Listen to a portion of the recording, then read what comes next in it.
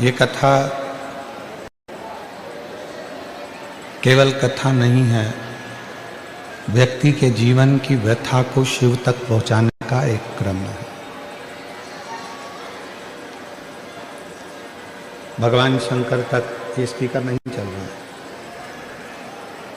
भगवान शिव तक पहुंचाने का एक क्रम ये कथा करती है। पंचम दिवस की कथा पंचम इंद्रियों को वश में करने के लिए।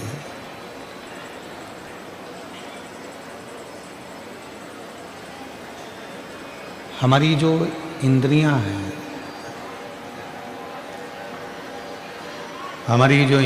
हैं, वो इंद्रियां किसी न किसी रूप में भटकती हैं। नेत्र हैं तो वो भी भटकते हैं, श्रवण है वो भी भटकते हैं, जिह्वा है तो वो भी भटक जाती है।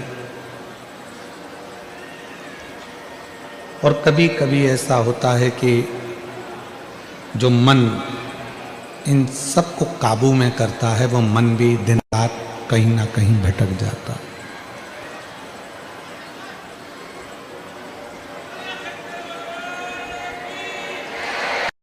आवाज नहीं आ रही है भाई,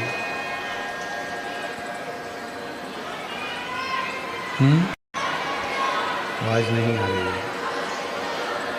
तो ये बक्से बढ़ाओ, बक्से चोंगे चोंगे से कुछ नहीं होगा। ये जो मन है, जब ये भटकता है तो फिर परमात्मा की शरणागति जीव को मिल नहीं पाती। शिव महापुराण की कथा करती ही यही है कि इस मन को केंद्रित करती है।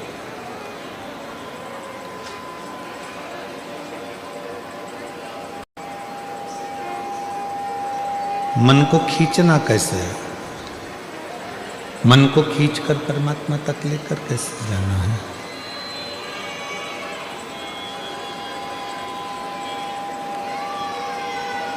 मन को खींचकर परमात्मा तक कैसे लेकर जाना, ये कथा यही दर्शाती है।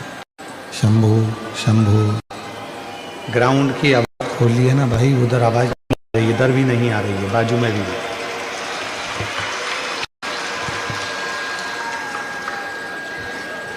शिव कथा मन को केंद्रित करने का प्रयास करती है। और ये मन केंद्रित कब होगा? जब हम अपने चित्त को, अपनी वृत्ति को, अपने मन को भगवान शिव की शरणागति की ओर लेकर जाए। जब तक हम इस मन को भगवान शिव तक लेकर नहीं जाते, तब तक ये मन यहां वहां डोलता रहता है, भटकता रहता है।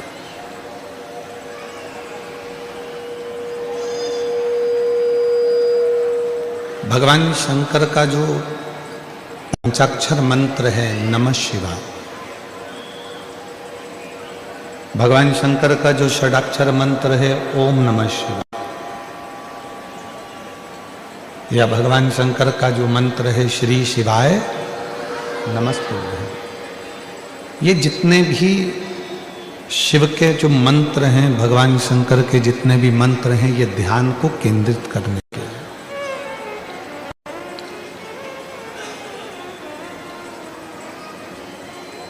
इसलिए शिव महापुराण में 3 उम्र ऐसी बताई है जिन उम्र में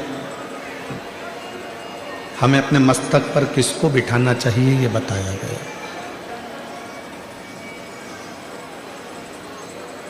महापुराण में 3 उम्र ऐसी बता दी गई है जिन उम्र में हमको अपने मस्तक पर किसको बिठाना है, किसको अपने मस्तक पर धारण करना है, ये बताया गया। पहले नंबर पर है 15 वर्ष की जब आयु रहती है, तो 15 वर्ष की आयु में अपने पिता को अपने मस्तक पर अर्थात अपने भेजे में, अपने दिमाग में, अपनी बुद्धि में अपने पिता को बिठा कर रखो।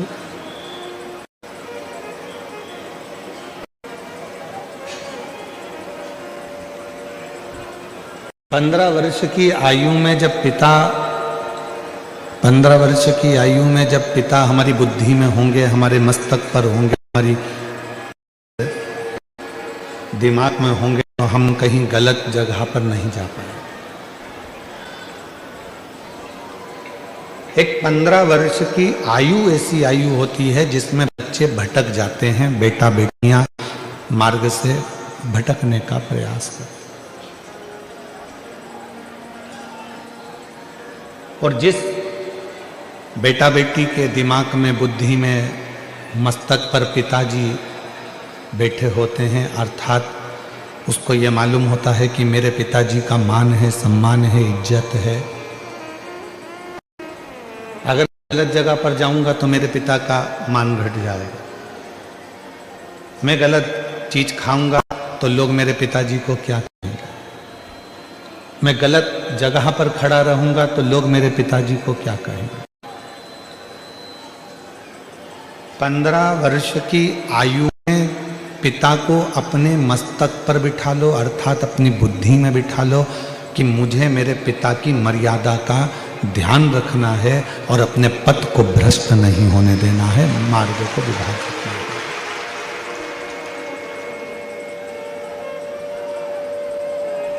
एक तो उम्र बता दी 15 साल की, शिव महापुराण ने दूसरी उम्र बता दी 35 साल की, कि जब 35 वर्ष की उम्र हो, शादी हो जाए, बच्चे हो जाएं, तब हमें अपने मस्तक में किसको बिठाना है? तो कहा अपनी औलाद को, अपने बच्चों को, अपना बेटा बेटी को अपने सिर पर, अपने मस्तक में, अपनी बुद्धि में, अपने विचारों में बिठा। अपने बेटा बेटी को जब तुम 35 साल 15 साल के हो तो पिता को सिर पर बिठाओ, पिता को बुद्धि में बिठाओ, पिता को चित्त में बिठाओ। 35 साल के हो गए तो अपने बेटा बेटी को अपनी बुद्धि में बिठाओ, अपने सिर पर बिठाओ, अपने मस्तक पर बिठाओ। अपने दिमाग में अपने बेटा बेटी को बिठा लो कि अब मैं 35 साल का हो गया हूँ, मेरे घर में एक बेटे ने, मेरे घर में बेटी ने जन्म ले लिया है। अगर मैं नशा कर आऊँगा तो लोग मुझसे तो कम मेरे बच्चों से ज़्यादा कहेंगे कि तेरा बाप नाली में पड़ा हुआ था, तेरा पिता गंदी जगह पर था।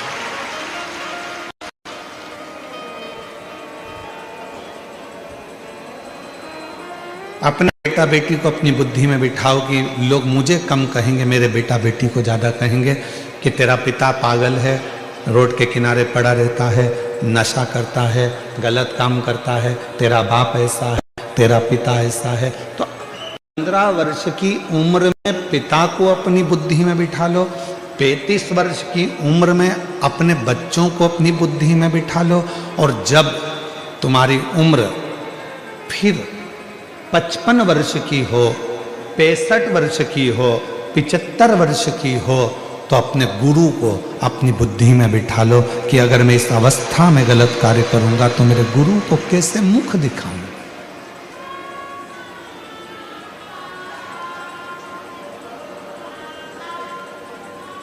मैं अपने गुरु के सामने कैसे जाऊंगा, कैसे मुंह दिखाऊंगा कि मैंने अपनी पूरी जिंदगी अच्छे से निकालना था और मैंने अपनी जिंदगी को बिगाड़ दिया।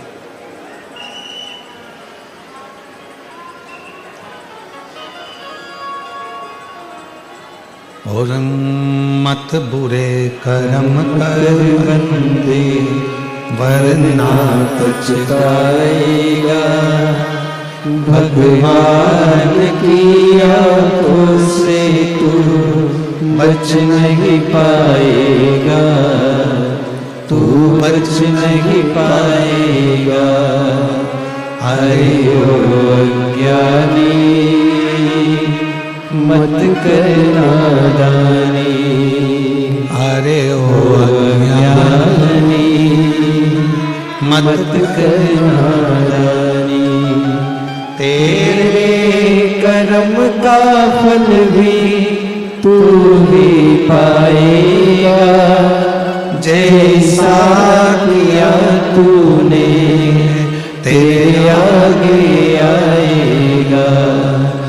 मत पूरे करम कर बंदे, वरना पछताएगा। भगवान की आंखों से तू बच नहीं पाएगा, तू बच नहीं पाएगा। अपनी जिंदगी में, अपने जीवन में आप कितना श्रेष्ठ कर्म कर रहे हैं, तो शिव पुराण कह रही है कि 15 वर्ष की आयु में पिता को दिमाग में बिठा कर रखना, 35 वर्ष की आयु में अपने बच्चों को दिमाग में बिठा कर रखना, और 55, 65, 75 की आयु में आप अपने गुरु को अपने दिमाग में बिठा कर रखना, तो कभी गलत मार्ग पर नहीं जाओगे, कभी गलत मार्ग पर नहीं पहुंचोगे। जिसके बचपन में पिता उसकी बुद्धि में बैठा रहता है, तो बेटा हो चाहे बेटी हो, वो कभी गलत मार्ग पर नहीं जाते। बेटी को भान रहता है मेरे पापा क्या कहेंगे, उनकी पूरी इज्जत है संसार में, मेरे मोहल्ले में, मेरी कॉलोनी में, मेरी सोसाइटी में, मेरे पूरे, उनका कितना मान है, उनका कितना सम्मान है, उनकी कितनी इज्जत है। अगर मैं गलत काम करूंगी या मैं गलत काम करूंगा, तो उनका क्या मान रहेगा, उनकी क्या इज्जत रहेगी, उनका क्या भाव रहेगा।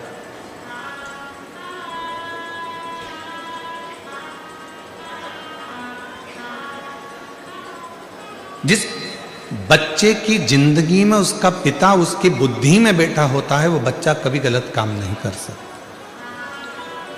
वो कभी गलत काम नहीं कर। और बुद्धि से पिता निकल गया तो वो बच्चा गलत काम कर।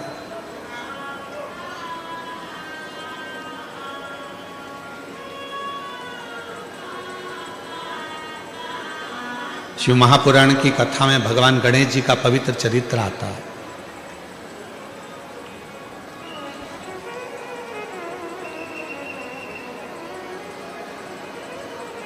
और भगवान श्री गणेश जी महाराज का चरित्र कहता है कि भगवान श्री गणेश जी महाराज ने अपने बुद्धि में, अपने विवेक में भगवान श्री शिव जी को बिठा कर रखा। दुनिया के लोग कहते हैं कि बुद्धि के देवता भगवान श्री गणेश जी महाराज हैं। कौन है? जम के बोलो, बुद्धि के देवता कौन है? गणेश जी महाराज। पर कोई तुमसे पूछे कि बुद्धि के देवता को बुद्धि का देवता बनाने वाला कौन है, तो आपको उत्तर देना पड़ेगा कि उनको बुद्धि का देवता बनाने वाला केवल एक है। नहीं तो माता पार्वती जी ने तो अपने तन का उपटन निकाला था,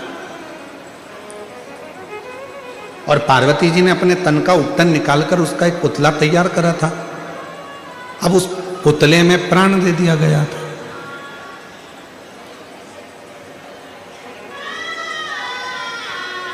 जब उस पुतले में प्राण आ गए, हम आपसे पूछें, जितने भी सूरत की मेरी जीजियां बैठी हैं, मेरे जीजा बैठे हैं, मेरे माता पिता बैठे हैं, मेरे बुजुर्ग माँ बाप बैठे हैं, और जितने मेरे बहन भाई बैठे हैं, आपसे बेटी बेटाओं से पूछें कि तन का आप में से कितने लोग हैं जो अपने तन का उपटन निकालते होंगे और उसको संभाल के रखते होंगे? कोई नहीं।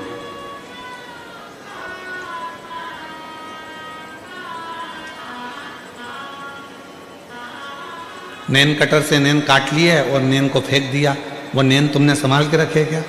जम के तो बोलो नहीं।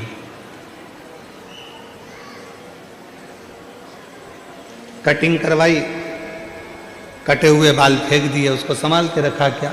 नहीं। तन में से मेल निकाला, उस मेल को निकाल कर फेंक दिया, उस मेल को संभाल कर रखा क्या? नहीं, कोई नहीं रखता।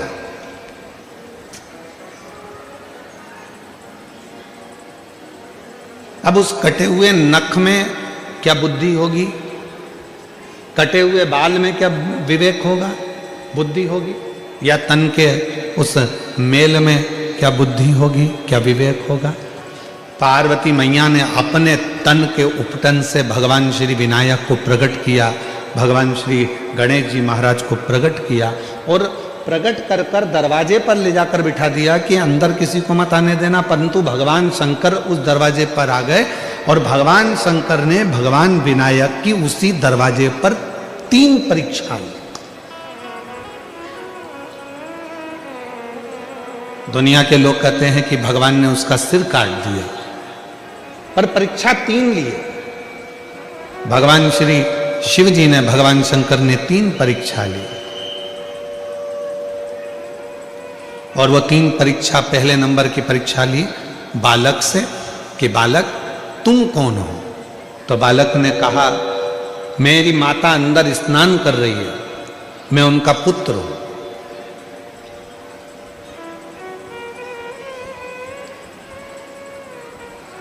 बालक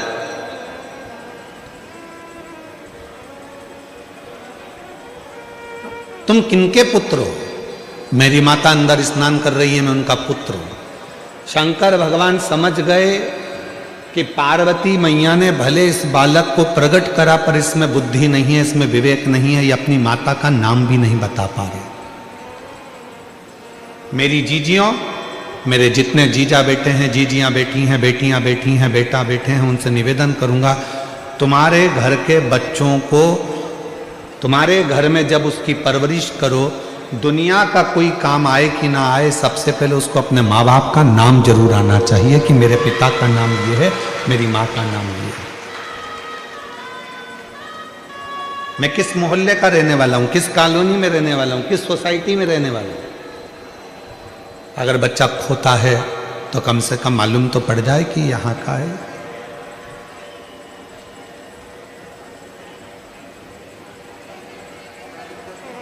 शिव जी समझ गए बुद्धि की कमी है। दूसरे नंबर पर भगवान शंकर ने परीक्षा ली और कहा कि मुझे अंदर जाने दो, और बालक ने उद्दंडता करना प्रारंभ कर दी। इतना अपशब्द बच्चे ने कहना प्रारंभ करा। शंकर भगवान समझ गए कि इसमें विवेक की, इसमें बुद्धि की कमी है।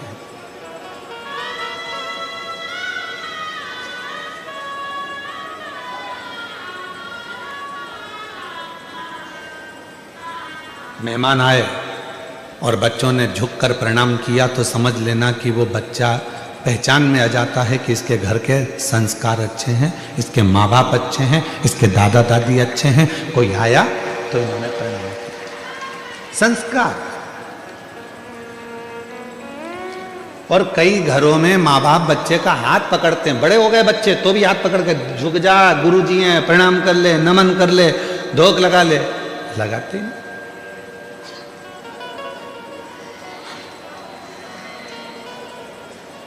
हमारे यहाँ कथा मंडप में एक सोमानी परिवार भी बैठा हुआ है और एक हमारे पूर्व के गोयल परिवार भी यहाँ बैठा हुआ है।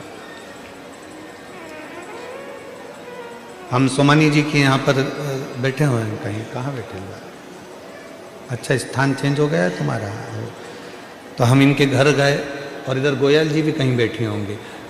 तो हम जब इनके, अच्छा बैठे गोयल जी बैठे, हाँ बैठे। हम जब इन लोगों के एक बार पूर्व में घर गए तो ना सोमानी जी को बोलना पड़ा उनके बच्चों को, ना गोयल जी को बोलना पड़ा अपने बच्चों को कि गुरुजी आए हैं, प्रणाम करो। हमने जैसे ही सीढ़ी ऊपर चढ़ी और इनके बच्चों ने साष्टांग झुककर दंडवत करा तो हमको समझ में आया कि संस्कार अच्छे हैं, माँ बाप जो दे रहा है वो श्रेष्ठता में दे रहा है।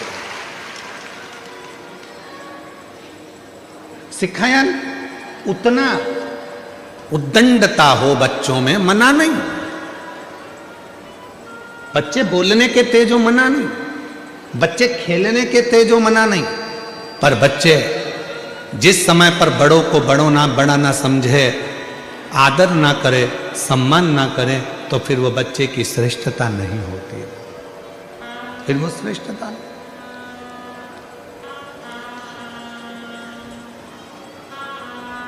शिव जी जान गए ये उद्दंडता कर रहा है, अपशब्द कह रहा है, तो शिव जी समझ गए कि इसमें बुद्धि नहीं है। 3 परीक्षा मेरे भोले बाबा ने 3 परीक्षा ली और तीनों परीक्षा में विनायक जिस समय पर उपटन से जो पुतला बना था, 3 परीक्षा में मेरे शंकर भगवान ने उसको देख लिया। पहले नंबर पर अपनी माता का नाम नहीं बता पाया, दूसरे नंबर पर उद्दंडता में शिवजी को अपशब्द कह दिया, और तीसरे नंबर पर भगवान शंकर ने जैसे ही शस्त्र उठाया मारने के लिए, तो उसने भी अपना शस्त्र उठा लिया शिव जी को मारने के लिए। समझ नहीं पाया कि ये उम्र में बड़े हैं।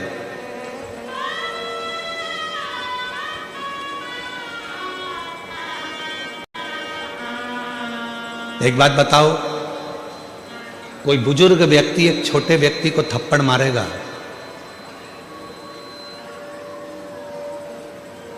तो कोई दिक्कत है क्या? जम के बताओ। नहीं। पर कोई छोटा 8th क्लास में पढ़ रहा है, 6th क्लास में पढ़ रहा है, 7th क्लास में पढ़ रहा है, 9th क्लास में पढ़ रहा है, 10th क्लास में पढ़ रहा है, और कोई 72 साल का कोई बुजुर्ग व्यक्ति है और उससे झगड़ा हो जाए और वो 10th क्लास का बच्चा वो 72 वर्ष की आयु वाले व्यक्ति के मुख पर थप्पड़ मारे, तो दुनिया भी कहेगी कि ये घर के संस्कार है। भले वो चिल्ला रहा था, डांट रहा था, अपशब्द कह रहा था, ताने दे रहा था, गाली दे रहा था, आड़ा टेढ़ा कह रहा था, पर तू तो छोटा था ना, तेरी तो बुद्धि में ये बात रहना थी, तुम्हें तो विवेक आना था, तुम तो छोटे थे ना। क्षमा मांग लेते, वो डांट भी देते, मार भी देते, लड़ाई भी कर लेते, कुछ कह भी देते तो चल जाता, पर तुम छोटे होकर बड़े पर हाथ उठा रहे हो, ये श्रेष्ठता नहीं। 3 परीक्षा, 3 परीक्षा, और वो 3 परीक्षा जो ली गई, वो 3 परीक्षा में बालक फेल होता चला गया, तीनों परीक्षा में फेल।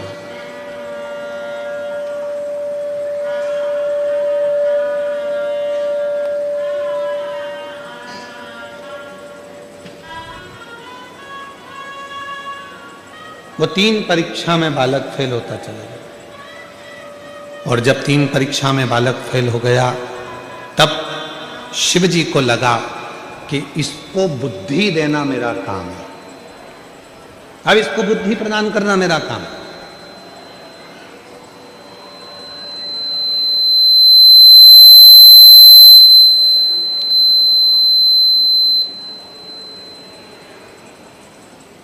अब इसको बुद्धि देना पड़ेगा मुझे, अब बुद्धि प्रदान करना पड़ेगा मुझे। दुनिया के लोग कहते हैं भगवान श्री गणेश जी महाराज बुद्धि के देवता हैं। शिव महापुराण की कथा कहती है कि गणेश जी महाराज को भी अगर बुद्धि प्रदान कर रहे हैं तो वो मेरे देव अधिदेव महादेव प्रदान कर रहे हैं, मेरे शिव।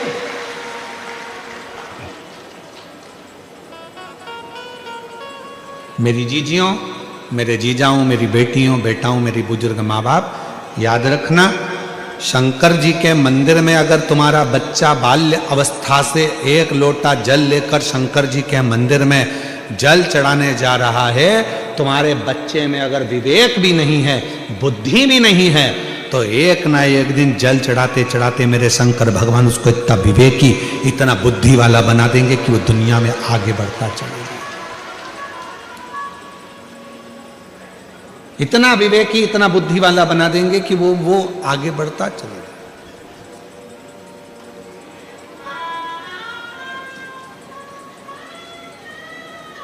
इतना विवेकी, इतना बुद्धि। अब आपको क्या सिखाना है अपने घर के बच्चों को कि तुम जाओ शंकर जी के मंदिर में 1 लोटा जल चढ़ाओ, शिव जी के मंदिर में जाओ 1 लोटा जल चढ़ाओ। क्यों? क्योंकि हमारे बच्चे को विवेकवान अगर बनाना है तो शिव की शरणागति बहुत जरूरी है।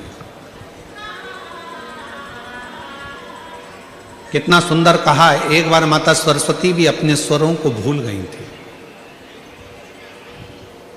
एक बार माता सरस्वती ने भी अपने स्वर छोड़ दिए थे, स्वर भूल गई थी। श्री शैलम पर पहुंची और श्री शैलम पर पहुंचकर नटराज भगवान शंकर की आराधना करना प्रारंभ करी। और जैसे ही नटराज भगवान शंकर की आराधना करना प्रारंभ करी तो भगवान तुमरुका जी प्रकट हुए। और तुमरुका जी को शिव जी ने कहा माता सरस्वती कुछ चाहती हैं। तुमरुका जी ने कहा उनके स्वर उनको चाहिए, उनका गायन उनको चाहिए, उनका नृत्य उनको चाहिए, उनका संगीत उनको चाहिए। तब भगवान शंकर ने माता वीणा वादनी जी को भी, माँ बागेश्वरी को भी, माँ सुंदर वीणा वादनी को भी, माँ सरस्वती को भी मेरे शंकर भगवान स्वर प्रदान कर दिए थे, ऐसे मेरे देवाधिदेव महादेव हैं,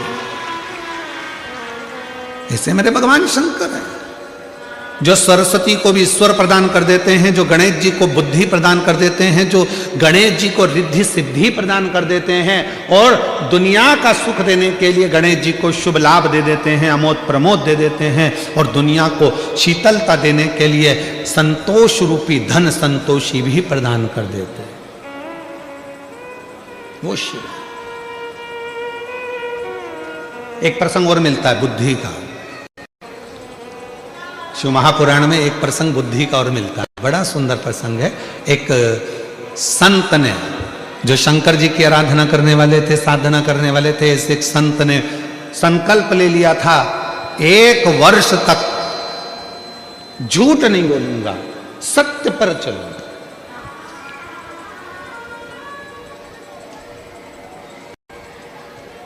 अपनी जिंदगी को सत्य में निकालूंगा, सत्य पर चलूंगा, सत्य से वर्णन करूंगा, सत्य से।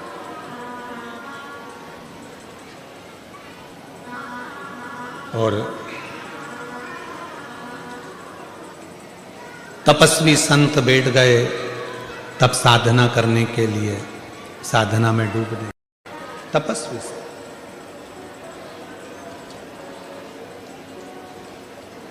एक लक्ष्य बनाया 1 वर्ष का कि झूठ नहीं बोलूंगा।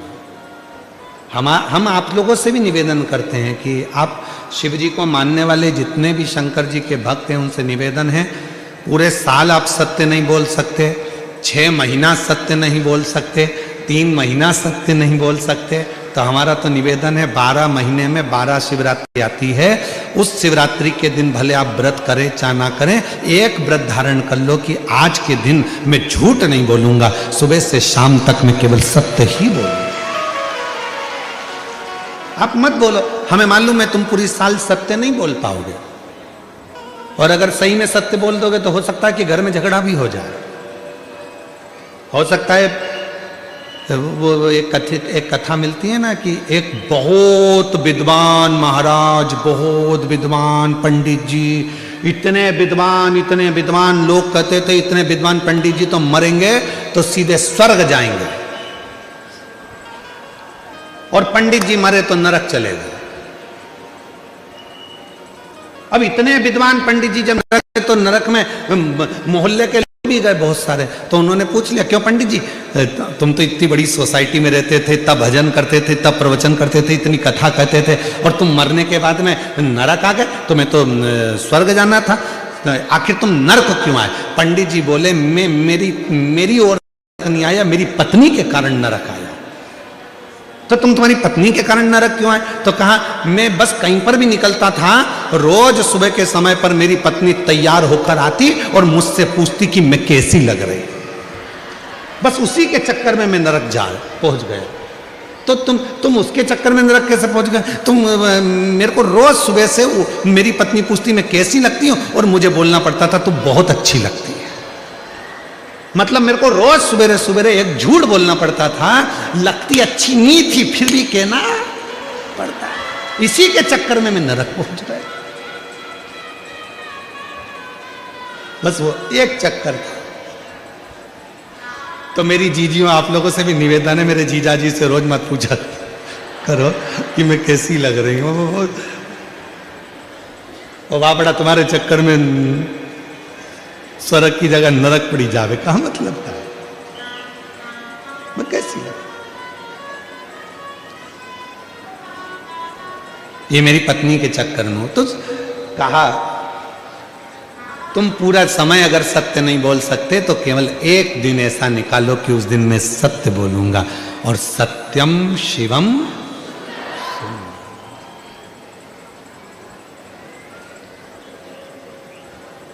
सत्यम शिवम, सत्य आया, शिव आया, शिव आया तो जीवन अपने आप सुंदर अपने आप हो गया।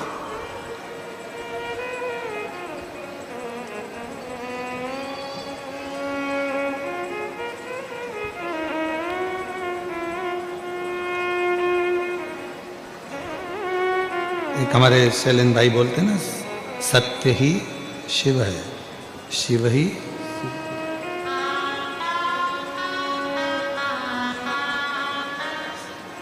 सत्यम शिवं सुन्दरम् सत्यं शिवं सुन्दरम् ईश्वर सत्य है, सत्य ही शिव है, शिव ही सुंदर है। सत्यं शिवं सुन्दरम् सत्यं शिवं सुन्दरम्। सत्य ही शिव का एक प्रतिबिंब स्वरूप है।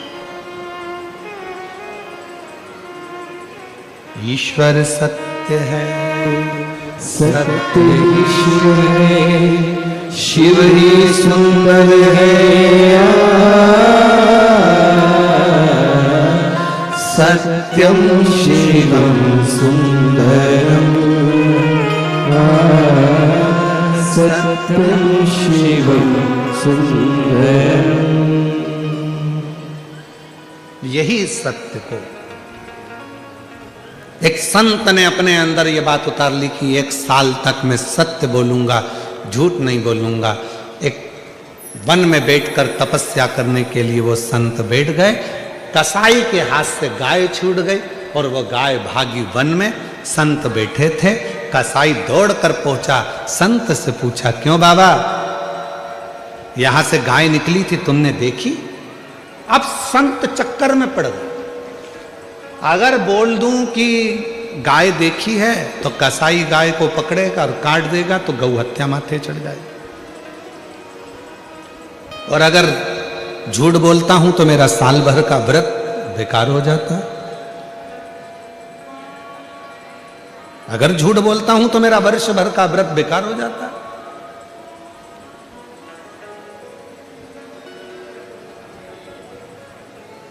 कभी कभी 2 उलझन में भगवान लाकर पटक देता है, कभी कभी।